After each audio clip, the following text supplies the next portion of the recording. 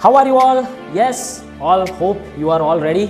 सो आज के इस वीडियो में बहुत ही इंपॉर्टेंट टॉपिक लेके आ रहा हूँ मैं। यहाँ पे मैंने कोई नाम वाम कुछ भी नहीं लिखा है और ये एक ऐसा टॉपिक है जो most of the students below average की तो मैं बात ही नहीं करता हूँ, जो स्कॉलर स्टूडेंट्स हैं उनको भी बहुत दिक्कत होती है। ऐसा एक टॉपिक है यस, जो चैप्टर 5 हमारा डिफरेंशिएशन था, जो उसके पहले मैंने पार्ट 1 पढ़ाया था, उसमें सिर्फ डिफरेंशिएशन लिया था और मैंने बोला था कि इसमें continuity, differentiability, Rolle's, mean value theorem अभी मैं लेने वाला नहीं हूँ। तो आज के इस वीडियो में वेरी वेरी इंपॉर्टेंट और ट्रिकी कंसेप्ट है यस, क्योंकि ये जो ज़्यादातर टॉपिक है कई बच्चे इसको स्किप कर देते हैं क्योंकि कई बच्चों को समझ में नहीं आता है कैलकुलेशंस कैसे करें, सम्स कैसे करें, उसका कंसेप्ट कैसे आए। और ज़्यादातर continuity, differentiability, Rolle's, mean value theorem जो है वो एमसीक्यूज, कॉम्पिटिटिव एग्जाम्स में एमसीक्यूज के साथ ज़्यादा आते हैं, बोर्ड्स एग्जाम में भी आते हैं, वीएसक्यू के साथ भी ज़्यादा आते हैं, तो कई बार ये बच्चों को दिक्कत होती है। तो आज की इस पूरे वीडियो में आप लोग ये कंटिन्यूटी और डिफरेंशिएबिलिटी क्या है वो समझिए। कंटिन्यूटी यानी कि कोई एक फंक्शन कंटिन्यूअस है। उसके पहले थोड़ा रिवाइंड करते हैं हम जाते हैं हमारे 11th स्टैंडर्ड में। तो 11th स्टैंडर्ड में हमने लिमिट वाला चैप्टर पढ़ा हुआ है। हाँ यस, लिमिट वाले चैप्टर में हमने बोला था, पूरा लिमिट तो मैं यहाँ पे रिवाइज नहीं करवाऊंगा। तो लिमिट वाले चैप्टर में ऐसा है मेरे भाई कि limit x tends to a plus. हाँ, अभी ये क्या है, कई बच्चों को तो ये भी होगा कि सर 11th में हमने लिमिट प्रॉपरली नहीं किया। मैं थोड़ा लिमिट को आपका एक ओवरव्यू दे रहा हूँ कि a प्लस, ये a प्लस और a माइनस वैसे भी नहीं पता चलेगा। कब पता चलेगा, मैं एक एग्जांपल लेता हूँ। हाँ, क्योंकि आपको तो करने हैं एग्जांपल ही है, थियोरेटिकल नहीं जाना है। तो मान लो कि भाई हाँ 2x प्लस 3 है, x greater than equals to 1 और ऐसा है कुछ। मान लो ये दो फंक्शन है, ठीक है। ऐसे स्प्लिट वाइज फंक्शन हमको देंगे, इसको हम पीस वाइज फंक्शन भी बोलते हैं। अलग अलग डोमेन के साथ उसके पीसीस निकलते हैं, उसको बोलते हैं पीस वाइज फंक्शन। तो ऐसे तरह के जब फंक्शंस आते हैं तब हमें लिमिट चेक करनी है, तो हमारी यूजुअल मेथड के साथ नहीं करते, उसको हम लेफ्ट हैंड साइड वाला रूल और राइट हैंड साइड वाला लिमिट रूल अप्लाई करते हैं। तो a प्लस और a माइनस क्या है, मान लो कि मुझे यहाँ पे स्प्लिटिंग कौन से नंबर से हो रहा है, 1 के साथ, 1 माइनस के साथ। मैं पहले सम्स चला रहा हूँ, फिर बाद में आपको लिमिट का कंसेप्ट समझा रहा हूँ और लिमिट के कंसेप्ट के बाद आपको कंटिन्यूटी का कंसेप्ट समझाऊंगा, ठीक है। थोड़ा मेरा फ्लो समझाने का अलग है, आप लोग समझ ही जाओगे, मैं पूरा कॉन्फिडेंट मोड में पढ़ा रहा हूँ। सो 1 प्लस, अब ये प्लस और माइनस जो सिंबल है वो सिर्फ फंक्शन सिलेक्शन के लिए। मान लो कि ये 1 प्लस किया तो हमने फंक्शन कौन सा लिया, तो फंक्शन तो लिया 2x प्लस 3। सो अभी वैल्यू कौन सी पुट करनी है मेरे भाई, तो लिमिट x टेंड्स टू 1, तो 2 टाइम्स इंटू 1 प्लस 3 यानी 5। ऐसे आप यहाँ पे भी करो तो 1 माइनस में फंक्शन कौन सा सिलेक्ट हुआ, यस 1 माइनस में फंक्शन हुआ 6 minus x, yes 6 minus 1 that is 5, yes. तो ये दोनों वैल्यू सेम है, यानी कि हम 11th स्टैंडर्ड में करते थे कि a प्लस और a minus, left hand side rule और राइट हैंड साइड रूल दोनों सेम हुए तो लिमिट एग्जिस्ट करती है। इतना तो हम पढ़ चुके, यानी कि हमारा फर्स्ट क्राइटेरिया हो गया। सेकंड क्राइटेरिया कि भाई अगर लिमिट की वैल्यू फंक्शन की वैल्यू जितनी हो जाए, ये नया क्राइटेरिया है आपका इस साल के लिए। यानी ये फर्स्ट कंडीशन 11th स्टैंडर्ड की लिमिट एग्जिस्ट कर रहा है, और सेकंड कंडीशन है कि भाई लिमिट की वैल्यू फंक्शन की वैल्यू जितना हो जाए, तो ये दोनों क्राइटेरिया अगर मैच हो जाते हैं तो फंक्शन हमारा कंटिन्यूअस है, यानी कि फंक्शन की continuity at some fix point, ऐसे बोल सकते हैं। यहाँ पे 1 पॉइंट है, जनरली हम x टेंड्स टू a बोले तो a पॉइंट के आगे।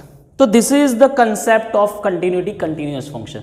अभी थोड़ा बहुत लिमिट का रिवीजन कर लेते हैं 2-5 मिनट के लिए कि आपने क्या पढ़ा था 11th स्टैंडर्ड में। जब लिमिट पढ़े थे तो लिमिट के थोड़े बहुत फॉर्मूला आपको आनी चाहिए इस चैप्टर के लिए, क्योंकि 11th स्टैंडर्ड जो पिछले ईयर का आपका लिमिट का चैप्टर है वो जितना आपका पक्का होगा उतना ही कंटिन्यूटी, डिफरेंशिएबिलिटी में मजा आएगा।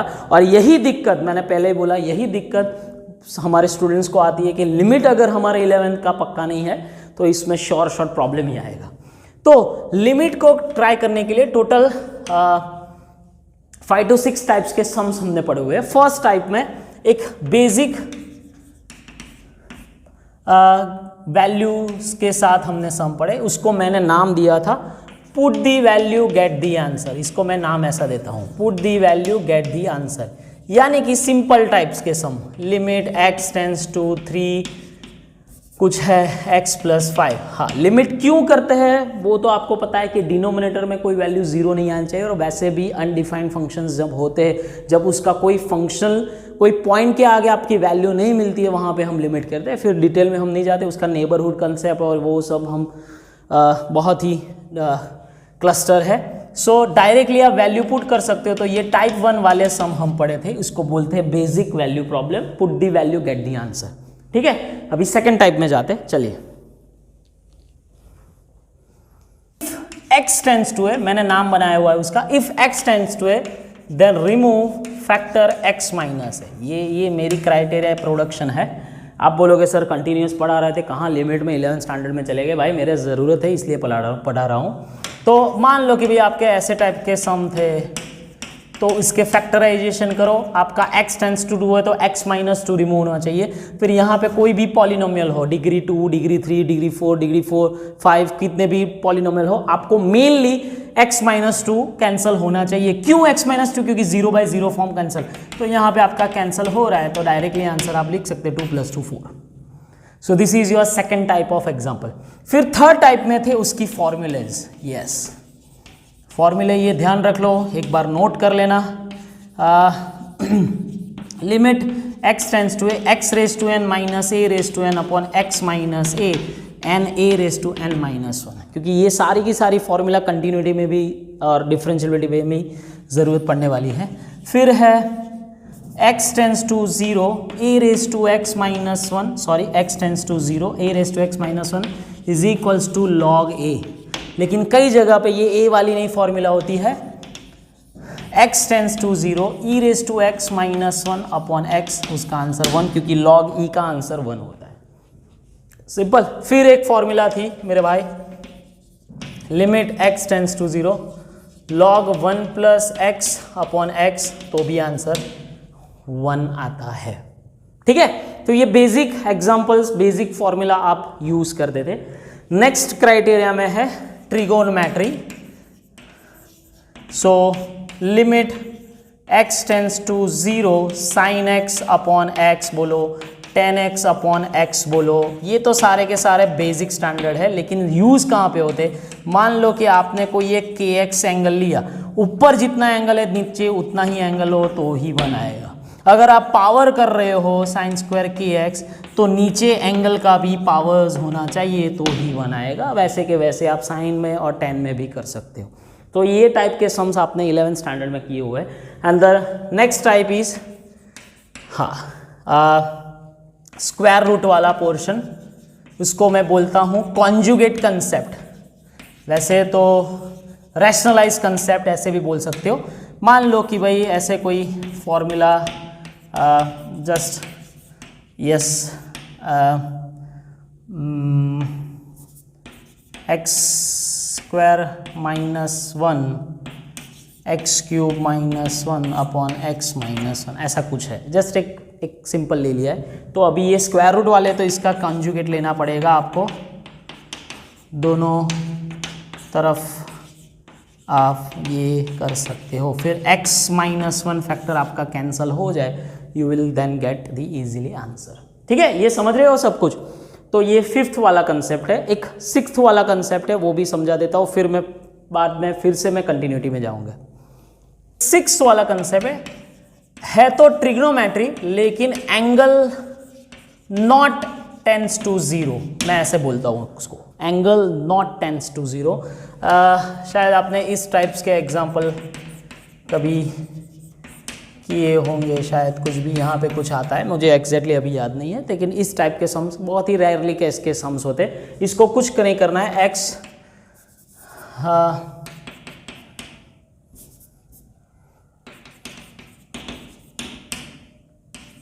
इसको कुछ नहीं करना है। x माइनस पाई बाय 2 को हम y ले लेते हैं। फिर x tends to pi by 2 है तो y टेंस टू 0 हो जाएगा। जहाँ पे भी आपकी x की वैल्यू है वहाँ पे आपको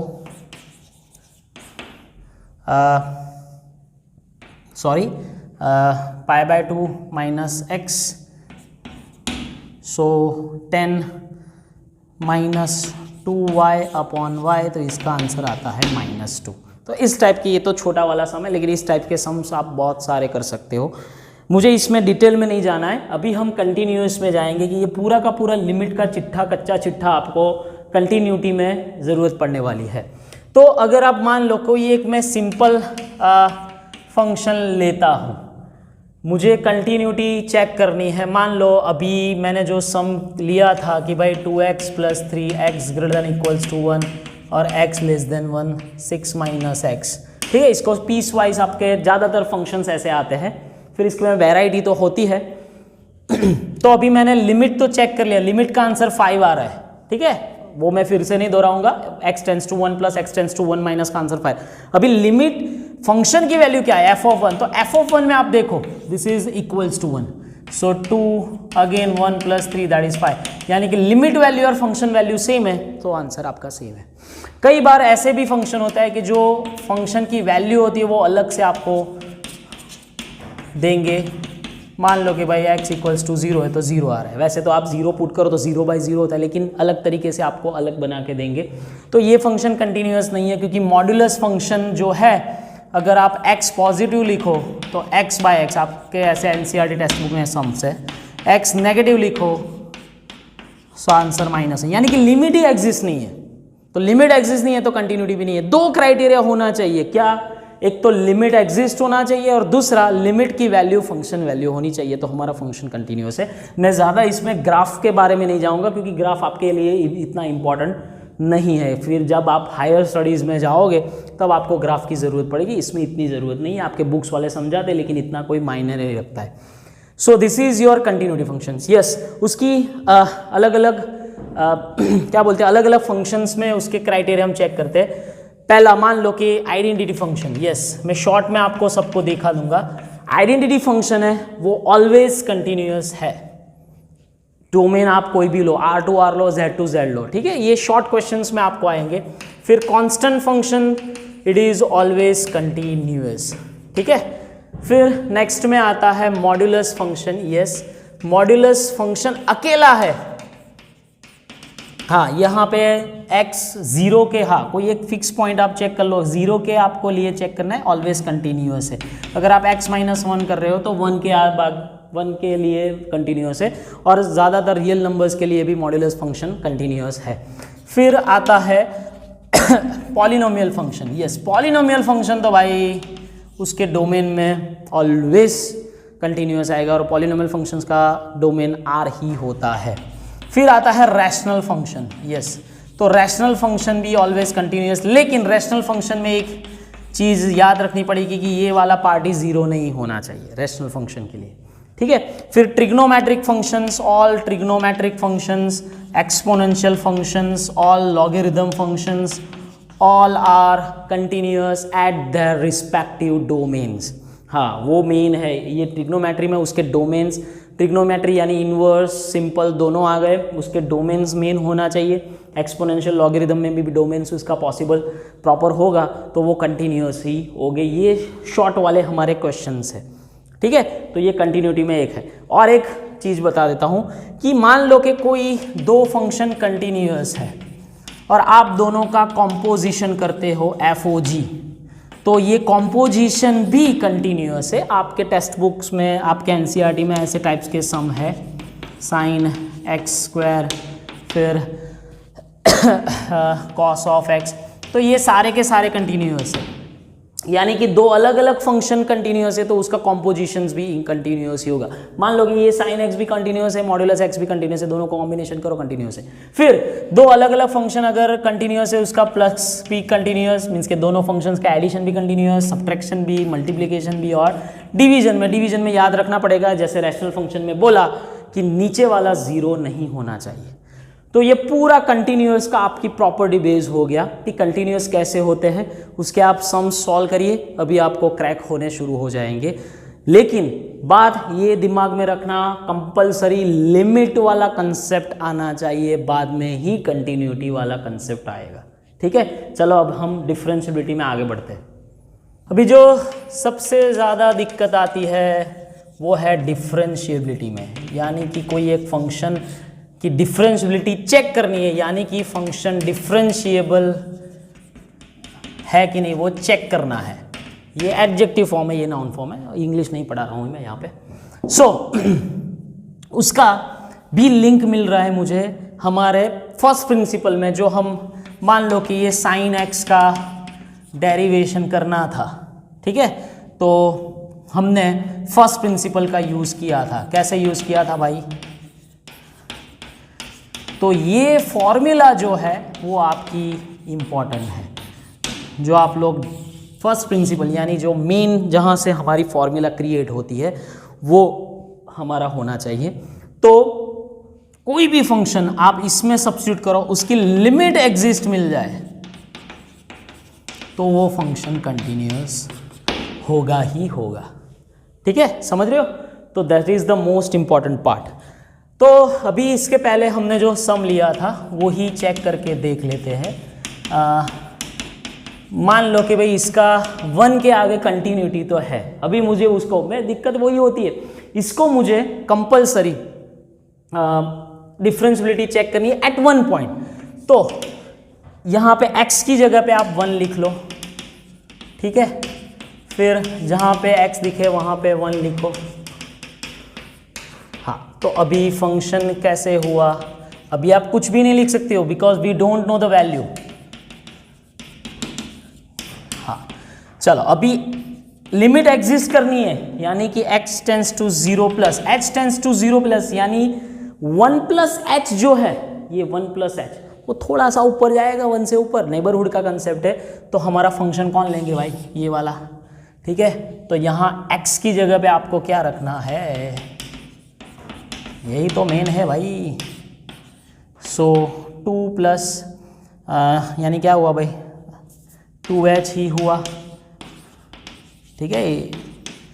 सो अभी तो कुछ नहीं, ये कैंसिल होगा, आंसर 2 आएगा, ठीक है। चलो अभी आप h टेंस टू 0 माइनस लेके देखो, तो h टेंस टू 0 माइनस यानी कि h की वैल्यू थोड़ी सी 0 से नीचे आ रही है, तो ये वाला होगा। लेकिन हमको फंक्शन कौन सा पुट करना है? 6 into 1 plus 6 minus 1 plus h minus 5 upon h। Yes, अभी आपको समझ में आएगा मेरे भाई। 6 minus 1 minus h minus 5 upon h, तो ये कैंसिल हो गया। So minus h by h यानी आंसर आएगा। अरे दोनों वैल्यू अलग अलग आ गई, यानी जो फंक्शन कंटिन्यूअस है वो डिफरेंशिएबल नहीं भी हो सकता। और ये जो है वो इसकी थ्योरम बताते हैं कि कोई फंक्शन डिफरेंशिएबल है। देख लो अभी क्या मैं बोल रहा हूँ उसका थ्योरम, क्योंकि आपको short questions MCQs competitive exams में काम में लगेंगे। अगर कोई फंक्शन डिफरेंशिएबल है तो वो कंपलसरी कंटिन्यूअस होगा ही होगा। अगर वो कंटिन्यूअस है तो डिफरेंशिएबल हो भी सकता है, नहीं भी हो सकता। अगर वो कंटिन्यूअस नहीं है तो डिफरेंशिएबल भी नहीं होगा। ये 3 चीज़ें आपको याद होनी चाहिए। उसके लिए मैंने एक मस्त कंसेप्ट बनाया है, समझ लो। ये आपका इंडिया है, ठीक है। अरे इंडिया ऐसा नहीं होता है, लेकिन समझ लो यार पहले इंडिया। ये आपका मेरा स्टेट है गुजरात। इंडिया के अंदर ही गुजरात आता है, समझ लेना है एक बात, बहुत ही मस्त आइडिया है। मैं गुजरात को डिफरेंशिएबल के साथ कंपेयर करता हूँ, ठीक है, और इंडिया को कंटिन्यूअस के साथ कंपेयर करो, यानी जी गुजरात को डी में कंपलसरी कन्वर्ट करो। एक तुक्का एक लगा रहा हूँ, मीन्स के आपको एक याद रखने की टेक्निक। अगर कोई फंक्शन डिफरेंशिएबल है, यानी कोई आदमी अगर गुजरात में है तो वो इंडिया में है ही। कोई आदमी अगर गुजरात स्टेट में है तो वो कंपलसरी इंडिया में बोलेगा, यानी कि अगर फंक्शन डिफरेंशिएबल है, गुजरात में है तो कंटिन्यूअस है, यानी इंडिया में है। अगर कोई आदमी इंडिया में है यानी कंटिन्यूअस है तो डिफरेंशिएबल हो भी सकता है, नहीं हो भी सकता। यानी कि इंडिया में है तो वो शायद गुजरात में भी हो सकता है, महाराष्ट्र में भी हो सकता है, राजस्थान में भी हो सकता है, कहीं पे भी हो सकता है भाई। तो एक कंपैरिजन करो। क्या? अगर कोई फंक्शन इंडिया में है यानी कि कोई फंक्शन कंटिन्यूअस है तो वो डिफरेंशिएबल हो भी सकता है, नहीं भी हो सकता है। जैसे यहाँ आया डिफरेंशिएबल नहीं हुआ। कई फंक्शन ऐसे सारे आपके क्वेश्चंस टेक्स्ट बुक में भी है, NCERT में भी है कि डिफरेंशिएबल होता है। और अगर कोई आदमी इंडिया में नहीं है, तो इंडिया में नहीं है तो फिर इंडिया से बाहर ही होगा, तो गुजरात में भी नहीं होगा रे मेरे भाई। अगर वो कंटिन्यूअस नहीं है तो डिफरेंशिएबल भी नहीं है। समझ गए पूरा चिट्ठा? तो ये इंपॉर्टेंट आपको आना चाहिए, ठीक है। होप आपको मजा आया होगा। अगले नेक्स्ट में जाते हैं। चलिए थोड़ी थोड़ी छोटे छोटे फंक्शंस लेते हैं डिफरेंशिएबिलिटी के बारे में। एक हमने आइडेंटिटी का किया, कंटिन्यूअस कांस्टेंट का किया, फिर आगे वाले कंटिन्यूअसटी में हमने चेक किया था आइडेंटिटी, कांस्टेंट फंक्शन, फिर मॉड्यूलस फंक्शन, फिर polynomial function, trigonometric function, exponential and logarithm. तो आइडेंटिटी फंक्शन कंटिन्यूअस है, डिफरेंशिएबल भी है, उसका डिफरेंशिएशन पॉसिबल है, आप करके देख लें। कांस्टेंट फंक्शन कंटिन्यूअस भी है, डिफरेंशिएबल भी है। मॉड्यूलस फंक्शन कंटिन्यूअस है, डिफरेंशिएबल नहीं है। ठीक है। पॉलिनोमियल फंक्शन कंटिन्यूअस है, डोमेन के पास डिफरेंशिएबल भी है। ट्रिगोनोमेट्रिक कंटिन्यूअस है, डिफरेंशिएबल भी है। ये सारे एक्सपोनेंशियल भी है, डिफरेंशिएबल। यस, ये तीन वाले जो लास्ट है उसके डोमेन में होना चाहिए। और एक बात, बॉक्स फंक्शन यानी कि ग्रेटेस्ट इंटीजर फंक्शन, जिसको आप बोलते हो एफ ऑफ एक्स, ऐसे भी बोलते हो, फ्लोर फंक्शन ऐसे भी बोलते हो। तो ये कंटिन्यूअस है कि नहीं? तो एक बात समझो, ये जो पार्टी है वो कंटिन्यूअस है कि नहीं वो चेक करना है, समझ रहे हो? तो कंटिन्यूटी के लिए इसमें ऐसा है, थोड़ा अलग से बोल रहा हूँ मैं, बोलता हूँ कि हमारे x वाली जो वैल्यूज़ है, आप मान लो कि इंटीजर वैल्यू लेते हो, समझो। हाँ, कोई एक इंटीजर मैंने फिक्स कर लिया 1, तो 1 प्लस लोगे तो 1 प्लस का आंसर 1 आएगा।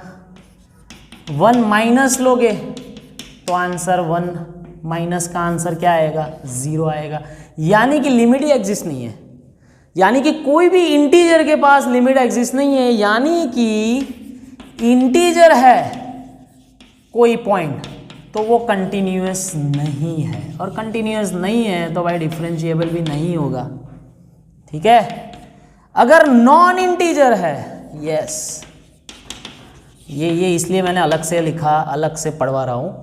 अगर नॉन इंटीजर है, मान लो कि 1.2 है तो 1.2 प्लस करो तो आंसर 1 ही आएगा, क्योंकि इसके नेबरहुड में ज़्यादा नहीं जाएगा, 2 के ऊपर नहीं जाएगा। 1.2 माइनस करो तो भी आंसर 1 ही आएगा। आप बोलोगे सर 1.2 माइनस तो 0.9, अरे इतना बड़ा नहीं होता है। प्लस और माइनस मैंने पहले बोला एक नेबरहुड का कंसेप्ट है, इतना डिटेल में नहीं, क्लस्टर में नहीं जा रहा हूँ। आप इतना समझो कि नॉन इंटीजर में कंटिन्यूअस है तो डिफरेंशिएबल का होगा मेरे भाई, डिफरेंशिएबल का होगा। चेक कर लो, f डैश 1.2, कोई पॉइंट ले लेते हैं, 1.2 plus h minus f of 1.2 upon h, limit h tends to 0। F of 1.2 यानी कितना मेरे भाई? बॉक्स फंक्शन में तो 1 ही होता है।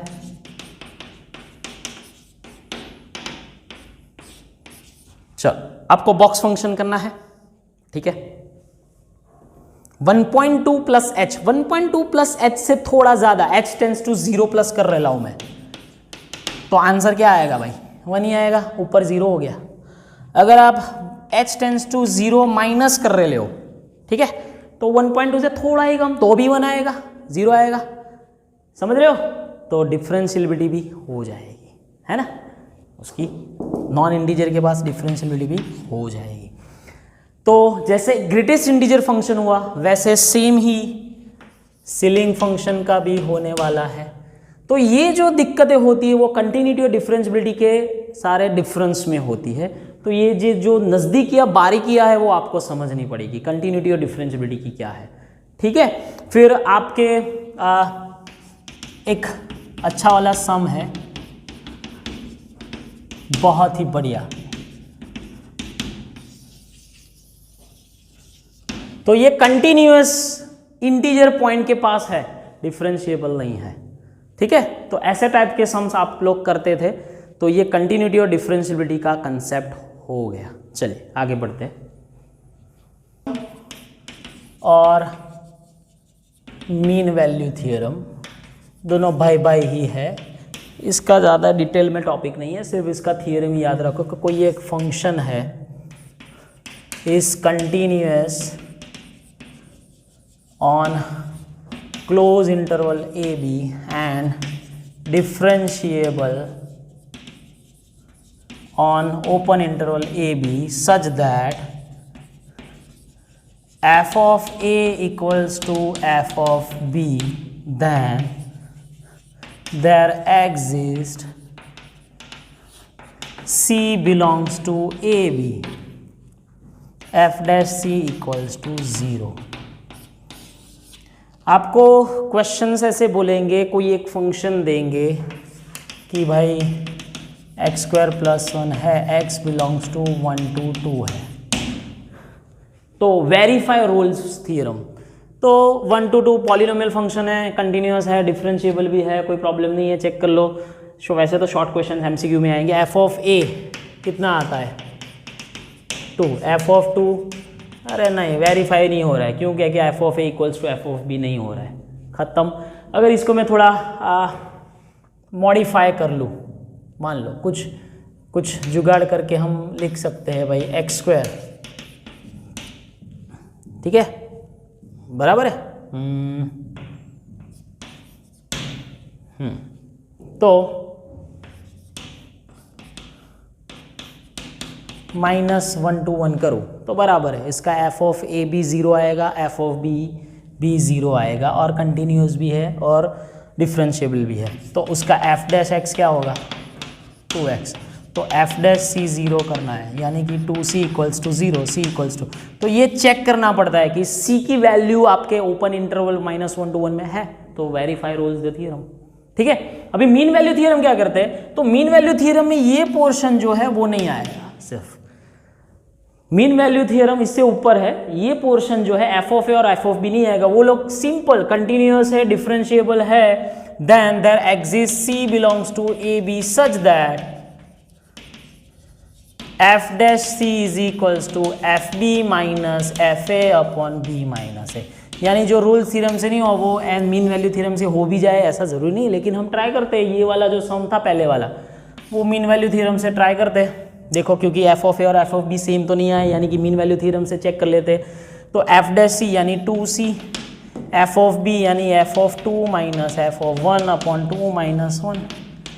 तो f ऑफ 2 क्या है मेरे भाई 5, f ऑफ 1 क्या है 2 अपॉन 1 3, 2c इक्वल्स टू 3, तो c इज इक्वल्स टू 3/2 हो गया। 3/2 की वैल्यू 1 के 2 के बीच में है। तो ये तो एक पॉलिनोमियल फंक्शन था, अलग अलग क्राइटेरिया के साथ आपको पूछ सकते हैं, लेकिन इसमें ज़्यादातर अभी इतने डिटेल में नहीं जाते हैं।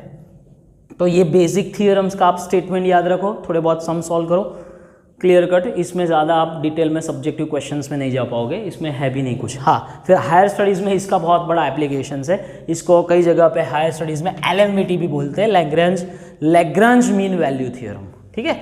उसका ही एक वर्जन है रोल्स थ्योरम। फिर इसके एप्लीकेशंस भी ज़्यादा आते हैं वो, लेकिन आपको 12th स्टैंडर्ड के लिए इंपॉर्टेंट नहीं है। तो होप ये आपका जो कंटिन्यूटी डिफरेंशिएबिलिटी का हमारा डिफरेंशिएशन का पार्ट 2 था वो आपको समझ में आया होगा। सब कुछ मैंने एक स्टेप बाय स्टेप लेवल के साथ आपको समझाया, तो आपको दिक्कत नहीं होगी। तो आप प्रैक्टिस करिए और अपना मैथ्स का पेपर जब कभी भी है क्रैक करिए। तब तक के लिए बाय बाय।